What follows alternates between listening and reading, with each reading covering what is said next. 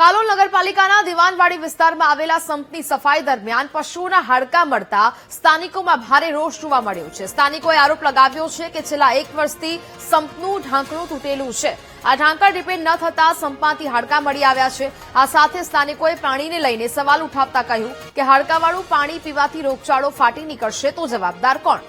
નોંધનીય છે કે કાલોલ નગરપાલિકાના વોર્ડ નંબર 2, 3, 6 અને 7માં પાણીની સુવિધા આપતા દિવાનવાડી સ્થિત સંપનું ઢાંકણ 1 વર્ષ પહેલા તૂટ્યું હતું, જે પછી નગરપાલિકાએ સંપ પર ગ્રીન નેટ બાંધી સંપને ઢાંક્યો હતો। તાજેતરમાં પાણી સમિતિના ચેરમેને સફાઈ કામગીરી શરૂ કરાવતા સંપમાંથી પશુઓના હાડકાં મળી આવ્યા છે। સાથે આ અંગે કાલોલ નગરપાલિકાના મુખ્ય અધિકારીની પ્રતિક્રિયા ગોળ જવાબ આપતા તેમણે કહ્યું કે સંપનું ઢાંકણ બનાવવા ટેન્ડર પ્રક્રિયા પૂર્ણ કરીને વર્ક ઓર્ડર આપી દેવાયો છે, જેથી કામગીરી ટૂંક સમયમાં પૂર્ણ કરવામાં આવશે। સાથે સંપમાં હાડકાં મળવા મુદ્દે જવાબદાર સામે કાર્યવાહી કરવાનું આશ્વાસન આપ્યું છે।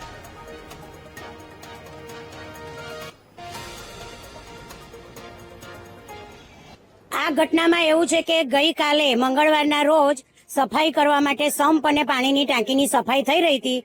ચાલુ સફાઈમાં મૃત જાનવરોના હાડપિંજર અને હાડકાં મળ્યા છે। આ લગભગ 2 વર્ષથી આ રીતની ઘટના ચાલે છે।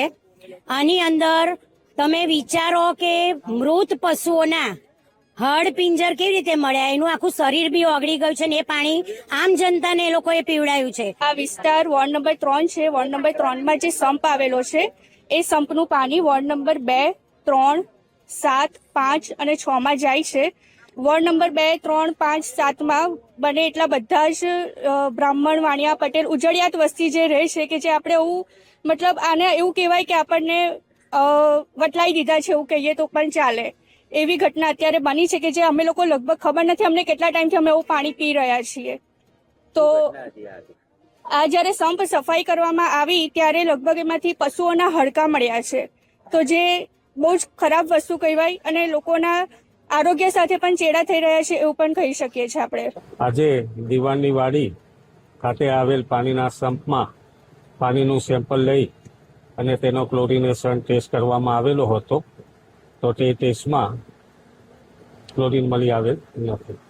હવે ચીફ ઓફિસરને મળી અને એમને પત્ર દ્વારા જાણ કરવામાં આવશે।